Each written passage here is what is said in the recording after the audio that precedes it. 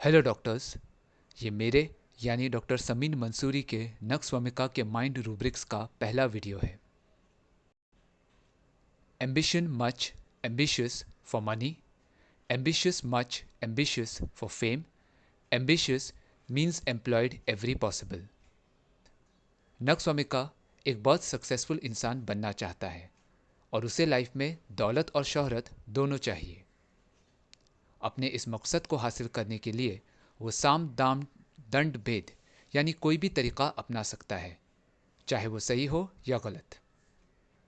N V and avidity and greed. Envy मतलब आप कोई ऐसी खूबी या वस्तु चाहते हैं जो दूसरों के पास है और आपके पास नहीं। एविडिटी और ग्रीड मतलब लालच, जो भी मिले उससे ज़्यादा पाने की इच्छा। तो पेशेंट ये कहेगा कि मेरे पड़ोसी ने महंगा स्मार्टफोन खरीदा है, उसे देखकर मेरे मन में भी वैसा ही स्मार्टफोन खरीदने की इच्छा हो रही है। काश मैं एक नहीं दो फोन्स खरीद सकता।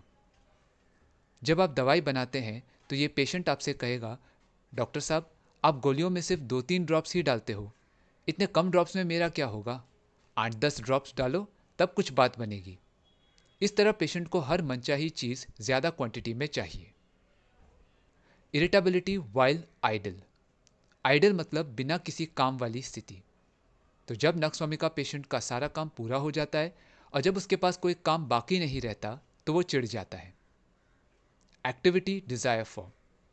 एक्टिविटी मतलब कोई भी ऐसा काम जिसे करने में व्यक्ति की एनर्जी यूज होती है और उस काम का कोई आउटकम निकलता है। Plans making many.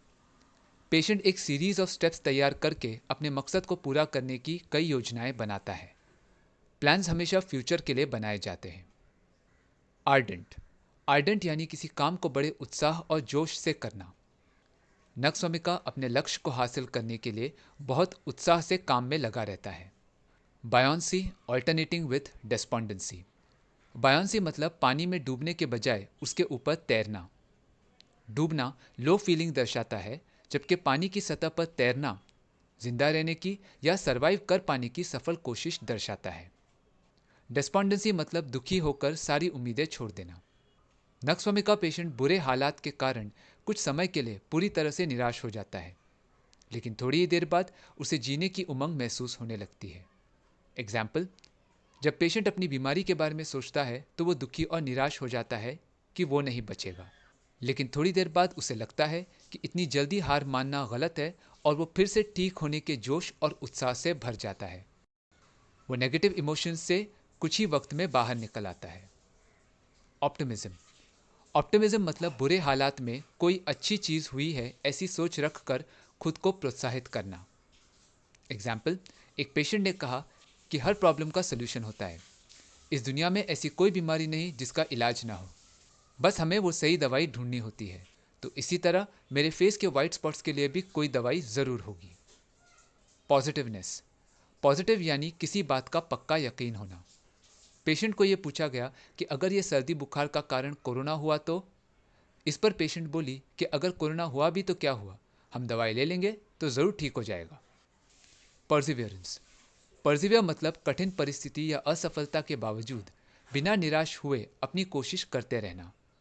जैसे मकड़ी अपना जाल बुनते समय कई बार नीचे गिरती है, लेकिन वो हार नहीं मानती और अपनी निरंतर कोशिशों के बाद जाल बुनने में कामयाब हो जाती है। इसी तरह नक्स्वामिका अपने मकसद को हासिल करने के लिए नाकामी के बावजूद कोशिश करता रहता है और अगर उसे सही रास्ते से सफलता न मिले तो वो गलत रास्ता भी अपना लेता है।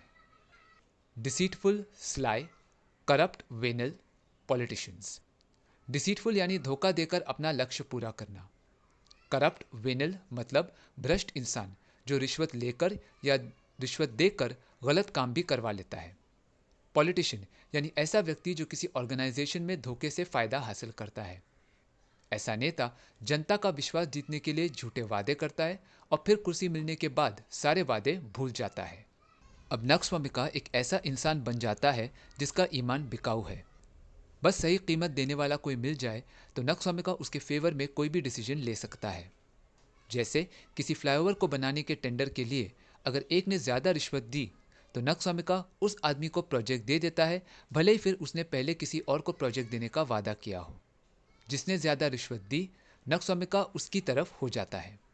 और इसी तरह नक्स्वामिका पेशेंट डॉक्टर को रिश्वत देकर या डॉक्टर की यूजुअल फीस से ज़्यादा बड़ी रकम देकर ऐसा डेथ सर्टिफिकेट बनवाने की कोशिश कर सकता है जिससे किसी व्यक्ति की हत्या को नेचुरल डेथ साबित किया जा सके। Liar lies never speaks the truth, does not know what she is saying. Liar यानी झूठ बोलने वाला। पेशेंट बड़े कॉन्फिडेंस के साथ झूठ बोलता है और अक्सर उसके झूठ को पकड़ना मुश्किल होता है।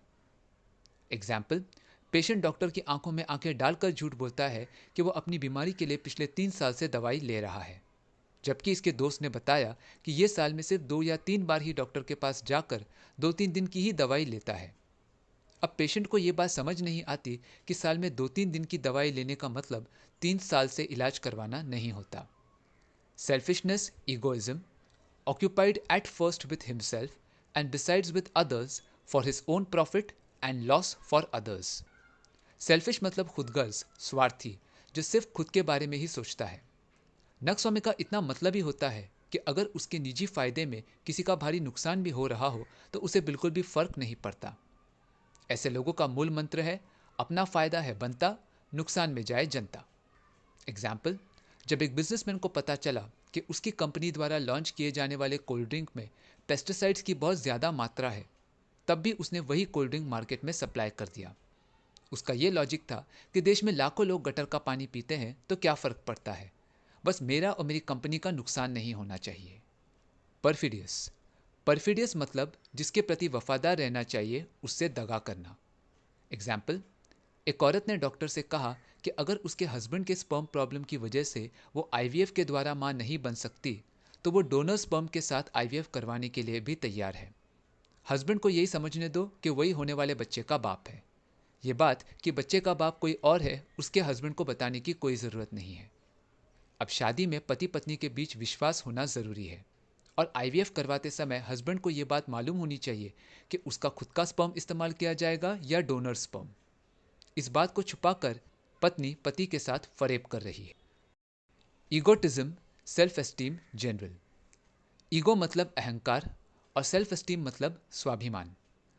नक्स्वामिका हमेशा आई, मी, माई की बात करता है, यानी खुद को सबसे ज़्यादा अहमियत देता है। एग्जाम्पल, डॉक्टर, मैंने इतना बड़ा बिजनेस सेटअप किया है, मेरे भाइयों में इतना दम कहाँ। एग्जाम्पल, डॉक्टर, मैंने अकेले अकेले अपने बच्चों को पाल पोस कर बड़ा किया है, मेहनत की लेकिन कभी किसी के आगे हाथ नहीं फैलाए। Delusions wealth of. वेल्थ मतलब सिर्फ पैसा ही नहीं बल्कि कोई भी चीज़ जो पेशेंट के अनुसार कीमती या मौल्यवान है। एग्जाम्पल, एक पेशेंट ने कहा कि डॉक्टर, इस 70 साल की उम्र में भी मेरे हाथ पैर सलामत है, मैं बिना किसी की मदद के चल फिर सकता हूँ। तो इस पेशेंट के लिए बुढ़ापे में भी सेहतमंद बने रहना वेल्थ है। Delusions wealth of and makes useless purchases. And boaster braggart, squandering through ostentation. Booster और ब्रैगट मतलब दूसरों के सामने खुद की तारीफ करना ताकि लोगों को उसकी खूबियां, उसकी दौलत या रुतबे का पता चले। स्क्वांडर मतलब फिजूल खर्ची या पैसे उड़ाना। ऑस्टेंटेशन मतलब झूठी शान का दिखावा करना।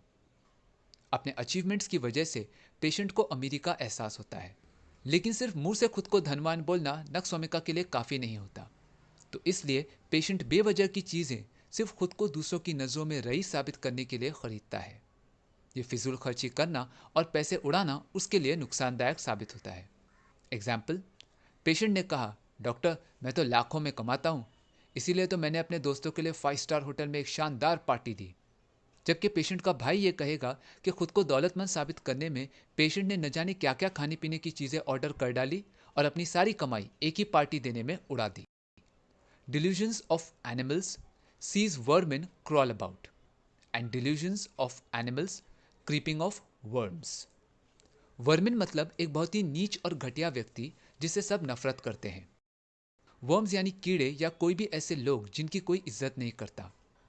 जब वर्म्स हमारे शरीर में होते हैं तो वो हमारा खून और खाना चूसते हैं।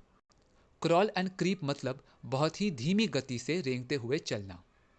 नक्स्वामिका दूसरों को बहुत ही मामूली लोग समझता है। उसे दूसरों के काम करने की रफ्तार कीड़ों के रेंग रेंग कर चलने जैसी लगती है। एग्जाम्पल, पेशेंट ये कहेगा कि डॉक्टर, ये झोपड़ों में रहने वाले तो बस हम अमीरों का खून चूसने के लिए ही पैदा किए गए हैं, ये सब बेकार और मामूली लोग हैं, इन्हें तो कुचल देना चाहिए। Elements from business cares, anxiety about business from dyspepsia, cares worries full of, affected by daily cares, fear of failure in business or work, absorbed in business matters, dreams of difficulties in day's work। Nux vomica अपने व्यापार से जुड़े हुए कामों को लेकर बहुत tension लेता है। डिस्पेप्सिया मतलब खाना ठीक से हजम ना हो पाने के कारण होने वाली तकलीफ। तो ये पेशेंट कहेगा कि डॉक्टर, जब से बदहजमी होनी शुरू हुई है तब से मुझे यही चिंता लगी है कि मेरे कारोबार का क्या हाल होगा। मैं आज काम पर अगर गया तो ठीक से काम कर पाऊंगा या नहीं। मैंने फ़ोन करके हाल पता कर लिया है और आज घर पर ही हूँ, लेकिन सारा दिन बस अपने काम के बारे में ही सोचता रहता हूँ। बस मेरा कारोबार ठीक से चलता रहे, उसमें कोई भी नुकसान नहीं होना चाहिए। अपने कारोबार की सोच में मैं इतना डूब जाता हूँ कि मुझे पता भी नहीं चलता कि कब नौकर चाय का कप मेरे सामने रखकर चला गया। जब वो कप वापस लेने आया तब मुझे पता चला कि चाय तो ठंडी भी हो गई। आजकल तो नींद में सपने भी अपने काम में आने वाली अड़चनों के बारे में ही आते हैं, जैसे मैं वर्कर्स को पेमेंट नहीं कर पा रहा हूँ, मशीनें ठीक से काम नहीं कर रही हैं और मेरे बिजनेस को चलाना मुश्किल हो गया है। Elements from discords between cheap and subordinates and elements from loss of position, job.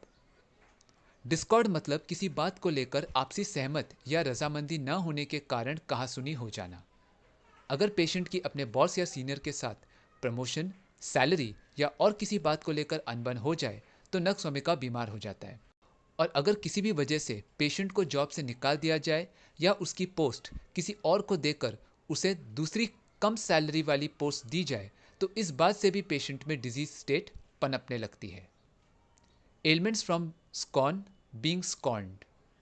स्कॉन मतलब तिरस्कार, यानी बिल्कुल बेझिझक तरीके से बेइज्जत करना। अब नक्सवामिका के पास जॉब नहीं है तो उसके आसपास के लोग उसकी इज्जत नहीं करते, बल्कि बिना किसी डर के उसका अपमान करते हैं। एग्जाम्पल, पेशेंट के घर में आते ही परिवार वालों ने कहा, लो आ गया, ना काम का ना काज का, दुश्मन 2.5 मन अनाज का। ये कड़वी बात पेशेंट को बीमार बना देती है। Elements from rudeness of others. Rude मतलब बदतमीजी वाला व्यवहार या बैड मैनर्स। एग्जाम्पल, बहू ने चाय टेबल पर रखकर कहा, बाबूजी चाय वहाँ पड़ी है, जाओ जाके पी लो। या बहू के बोलने के अंदाज में तमीज नहीं है, तो ये भी नक्सवामिका बर्दाश्त नहीं कर पाता। Business averse to, fear dread of daily work. Business का स्ट्रेस नक्सवामिका के लिए हैंडल करना मुश्किल हो जाता है और अब उसे वो काम अच्छा नहीं लगता। उसे अपने रोज के काम करने में भी डर लगने लगता है। Indolence when transacting business. व्यापार करते समय पेशेंट बहुत सुस्ती और आलस से काम करता है। ग्राहक सामान मांग रहा है तो पेशेंट जमाई और अंगड़ाई लेकर बिल्कुल बेदिली से उठेगा, चीज़ें ढूंढने में टाइम वेस्ट करेगा और पैसे लेकर छुट्टे लौटाने में भी सुस्ती से काम करेगा। Delusion, poor thinks he is. Poor यानी किसी भी ज़रूरी चीज़ की कमी महसूस होना। ये कमी पैसे, ताकत या किसी भी बात को लेकर हो सकती है। एग्जाम्पल, एक पेशेंट ने कहा, बुखार कम है लेकिन शरीर में बहुत कमजोरी महसूस हो रही है। एक इनफर्टिलिटी वाली फीमेल बोली, डॉक्टर जब तक एक औरत माँ नहीं बनती तब तक वो अधूरी होती है। Delusions being sick and for this reason will not work. Sick मतलब बीमार अवस्था जिसमें अच्छी सेहत ना होने के कारण खुद को मैनेज करना मुश्किल हो जाता है। नक्सवामिका पेशेंट कहेगा, जब तक मैं पूरी तरह ठीक नहीं हो जाता मैं काम पर कैसे जाऊं। तो ये नक्सवामिका के माइंड रूब्रिक्स का पहला पार्ट था। पार्ट 2 में मैं नक्सवामिका के और भी रूब्रिक्स के बारे में बात करूंगा। अगर ये वीडियो पसंद आया तो उसे लाइक और शेयर करें और मेरे इस यूट्यूब चैनल को सब्सक्राइब करें। वीडियो या होम्योपैथी से जुड़े आपके कोई भी सवाल हों या आप फीडबैक देना चाहें तो मुझे कमेंट्स में बताएं। मैं आपके सवालों का जवाब देने की पूरी कोशिश करूंगा। Thank you for watching.